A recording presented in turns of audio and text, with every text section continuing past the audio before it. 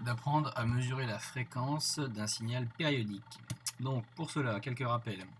Donc la fréquence est donnée par la relation F égale 1 sur T, où F est donc la fréquence, dont l'unité est le Hertz, et la période doit être ici exprimée en secondes. Donc la fréquence est un nombre de répétitions d'un motif en une seconde. Donc pour calculer la fréquence, il va donc falloir mesurer la période. Donc ici nous avons l'exemple d'un signal périodique, donc un signal dont un motif se répète à intervalles de temps réguliers. Donc pour cela, nous allons devoir trouver le motif et montrer qu'il se répète à intervalles de temps réguliers, et la durée de ce motif correspondra donc à la période.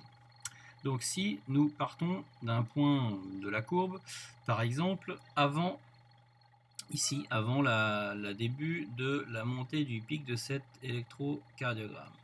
Donc si je pars d'ici et que je dessine, je surligne ici en rouge un motif, donc je vais m'arrêter. Donc je vais m'arrêter juste avant ici.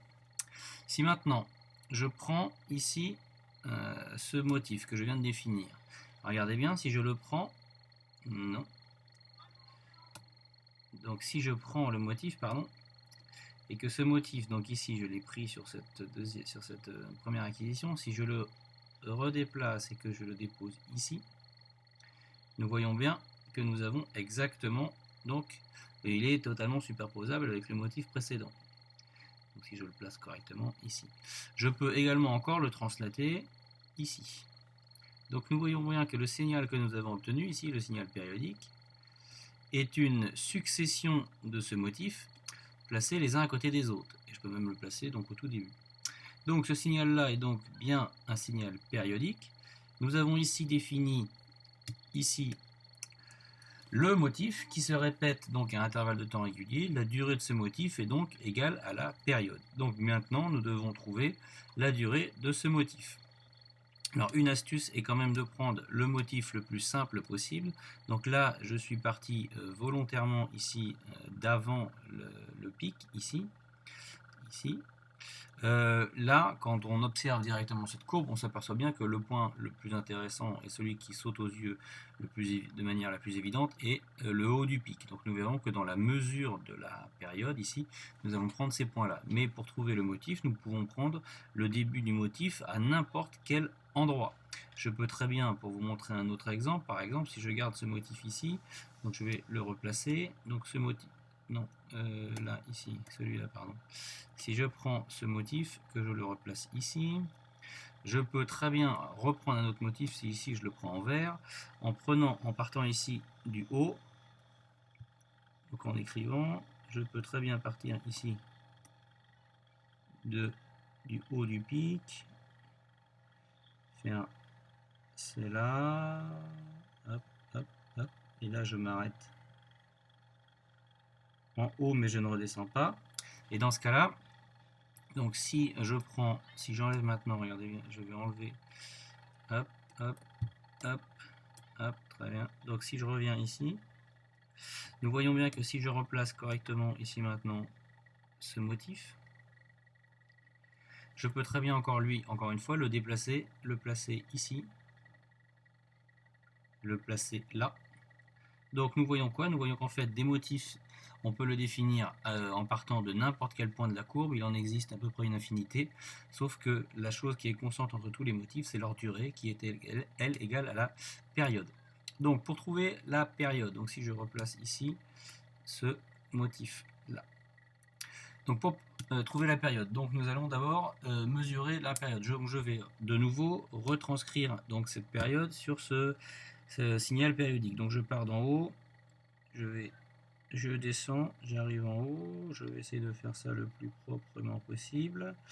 Toc, toc, toc, toc, et là je remonte, mais je ne redescends pas, sinon je dessine plus d'une période. Donc nous remarquons bien ici que la durée d'une période est représentée ici.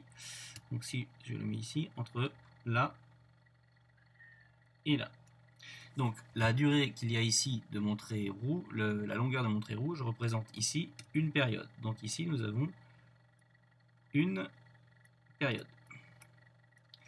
T. Donc ici, nous voyons que T est représenté par 1, 2, 3, 4 carreaux. Or, 2 carreaux sont représentés ou représentent 0,14, 0,40 secondes. Donc là, nous avons un carreau, 2 carreaux pour 0,40 secondes. Donc si ici, j'écris T est représenté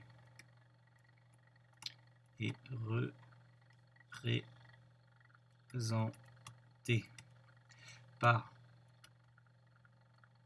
4,0 carreaux. Or, 2 carreaux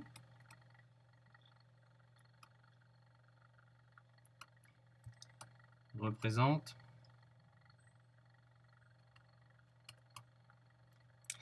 0,40 millisecondes.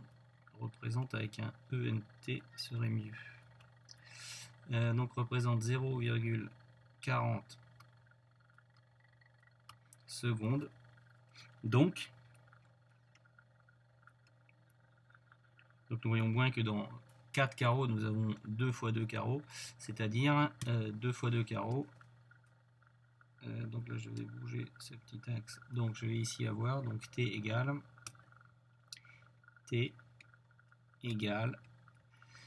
donc 0,80 secondes. Donc là, je viens de faire la mesure de la période sur une seule et unique période. Pour diminuer l'erreur relative sur la mesure, nous allons voir qu'en fait, nous allons pouvoir également mesurer la période en mesurant effectivement plusieurs. Donc dans ce cas-là, si je le fais en bleu, on peut très bien ici représenter, partir de ce point ici. Donc si je pars de ce point-là, et que mon point de finale s'arrêtera ici, dans ce cas-là, ma période, ou plutôt je vais compter plusieurs périodes entre ce point-là et ce point-là. Donc entre ces deux points-là, ici, nous allons compter combien il y a de périodes.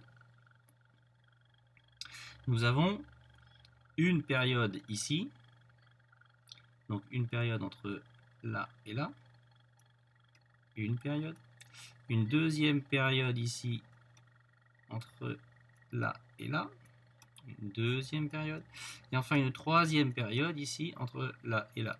Donc quand vous avez un signal périodique, il convient de mesurer la période à partir du plus grand nombre possible mesurable. Cela détermine et diminue considérablement l'écart, donc les erreurs de mesure et les erreurs de lecture.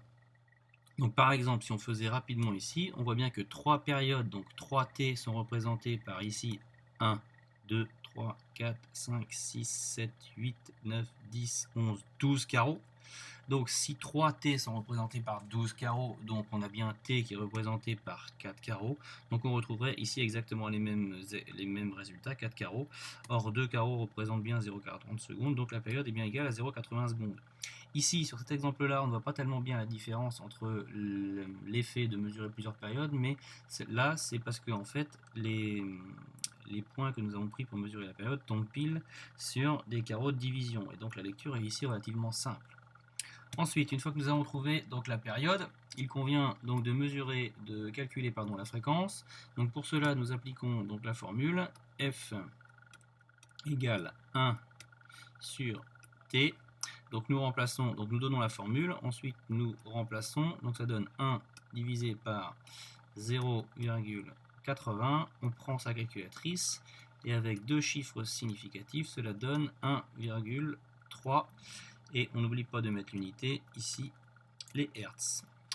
Donc le signal que nous avons trouvé préalablement ici a une fréquence de, ce signal-là, a donc une fréquence ici de 1,3 Hz. Mais donc pour mesurer la fréquence de ce signal, nous avons dû préalablement mesurer la période.